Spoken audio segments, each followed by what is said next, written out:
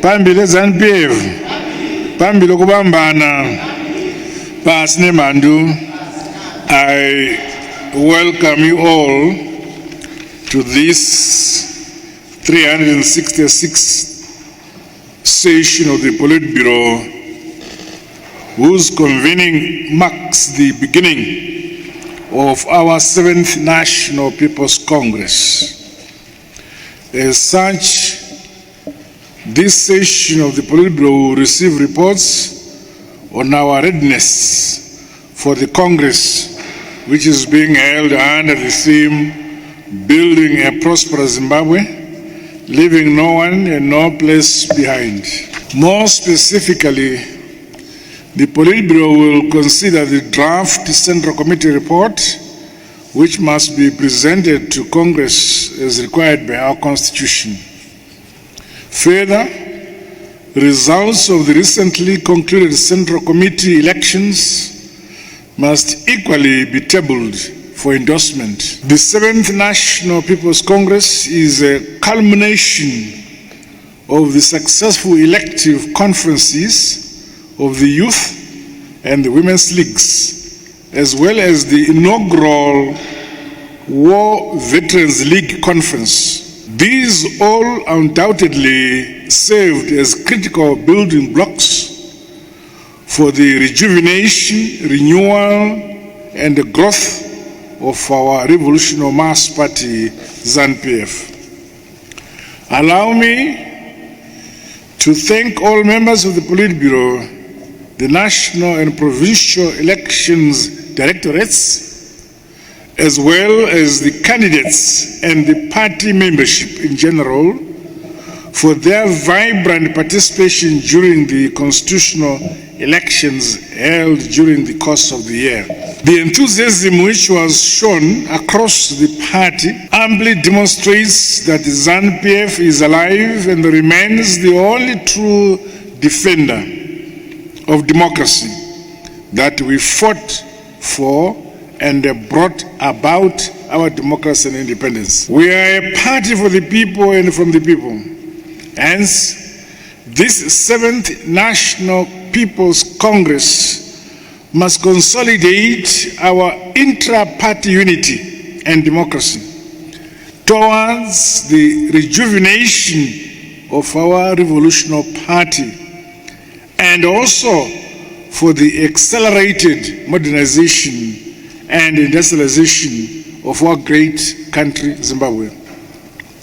Equally, now is the opportune time to sharpen comprehensive strategies for a resounding victory in the forthcoming 2023 harmonized general elections.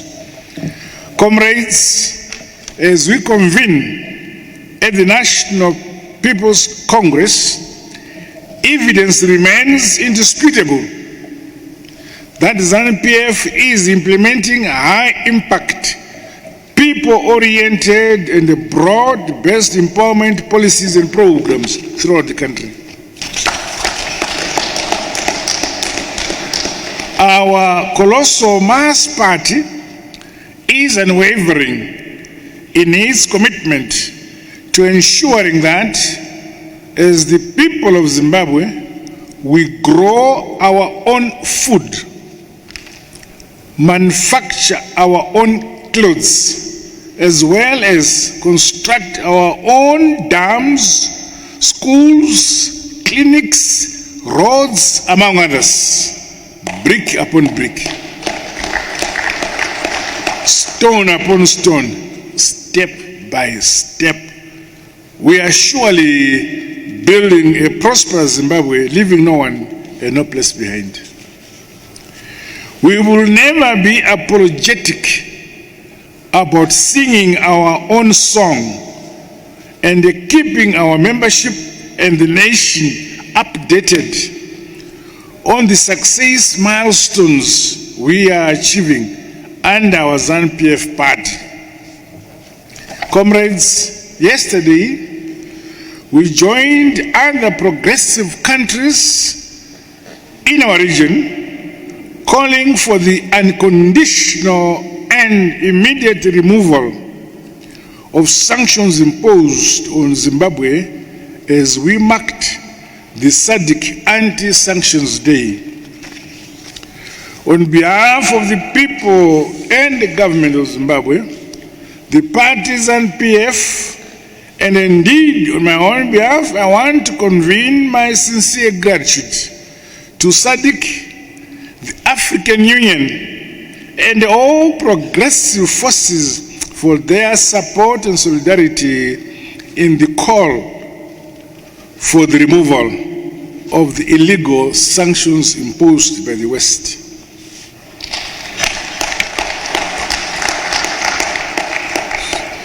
In spite of the deleterious impact of sanctions, our ZANU-PF government is moving ahead in delivering the promises we made to leapfrog the development of our beloved motherland, Zimbabwe. The party is vibrant and alive and kicking. We are a train that cannot be stopped by anybody. Since our last meeting, I presided over graduation ceremonies at Bindura University of Science Education, Harare Institute of Technology, as well as the Great Zimbabwe University, which all continue to exhibit unprecedented ingenuity, innovation, and academic excellence. Under the Second Republic, the ZANU-PF government has managed to launch the long-anticipated Manicaland University of Applied Sciences, which also had its first stand-alone graduation ceremony for the first time during the course of the month. This is a well-deserved development for the people of Manicaland province. At the Great Zimbabwe University, I had the honor of officially opening the Simon Mazorodze School of Medicine and Health Sciences. The school is the fourth facility that will train medical doctors in our country. This will cumulatively improve overall access to quality and affordable health care in our quest to realize universal health coverage. This month, I also had the opportunity to attend rallies in Chiredzi North, which had the highest election victory margins countrywide during the 2018 harmonized general elections, as well as in Mutasa South, where the party reclaimed the constituency during the by-elections held this year. The results of the by-elections held over the weekend are a clear demonstration that ZANU-PF is unstoppable and ZANU-PF victory is certain in the upcoming harmonized general elections, like it or not. Meanwhile, the successful launch of the Teachers for Economic Development initiative must serve to inform our mobilization strategies. I commend the Chitepo School of Ideology for the inroads made in this initiative.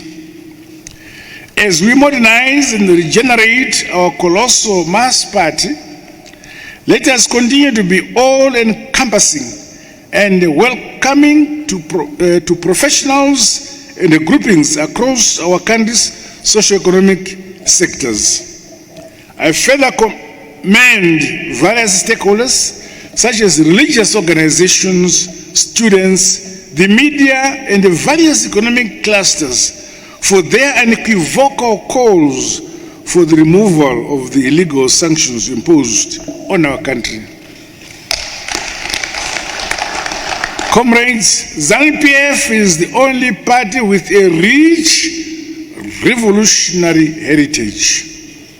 As such, we should sustain the weighty responsibility of ensuring that our party is driven by the vision and ideological foundation enunciated in our constitution towards the emancipation of our people.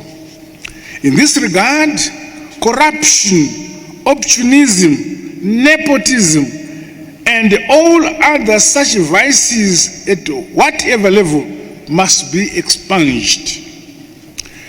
I was therefore pleased to officially open the Procurement Regulatory Authority's annual conference, where the need for upright and patriotic citizens at all levels was amplified as a fundamental and necessary trait for the realization of equitable socio-economic growth that leaves no one and no place behind. Finally, comrades, allow me to take this opportunity to commend you as the Politburo for your tireless efforts in the implementation of party programs and projects since the last Congress.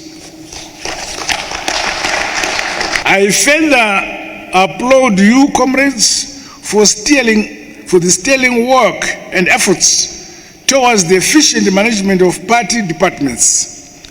Collectively, we propelled our party to new heights through the robust implementation of the various conference resolutions and decisions of the Central Committee, as well as the delivery of our party's promises as stipulated in the 2018 People's Election Manifesto.